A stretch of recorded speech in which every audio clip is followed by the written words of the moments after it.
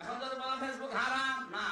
ওয়াইয়ুবা ইযনাদা রাব্বাহু আন্নী মাসানিয়া দুররু ওয়া আনতা আরহামুর রাহিমিন ফাস্তাজাবনা লাহু ফাকাশাফনা মা বিহি মিন দুররিন ওয়া আতাইনাহু আহলাহু ওয়া মিথলাহুম মা'হুম রাহমাতাম মিন ইনদিনা ওয়া যিকরা লিল আবিদিন। সূরা আম্বিয়া 83-84 নম্বর আয়াত। ভালো করে খেয়াল করেন। বাইরে যাবার গীবত করবেন, কি বললো হুজুর ফেসবুক চালাতে না, কেন বললাম আপনি লক্ষ্য করেন। আল্লাহ পাক বলে লক্ষ্য করো, স্মরণ করো, দেখো আমার নবী আইয়ুব আলাইহিস সালামের দিকে তিনি যখন অসুস্থ হয়ে পড়েছিলেন, তিনি ডাক দিলেন, হে আমার রব, আমি অসুস্থ আর তুমি কিন্তু রহমানুর রহিম।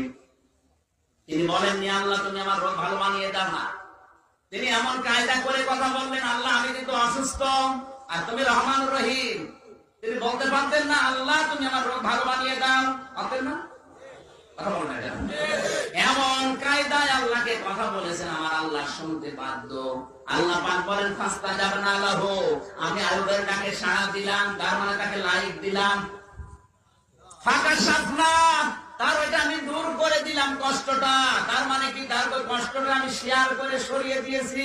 আপনি যে কোথায় লাইক দেবেন, শেয়ার করবেন, কি কোন জায়গায় কমেন্ট করবেন, এটা আমার আল্লাহ এই আয়াতের মাধ্যমে 1000 বছর আগে জানিয়েছে।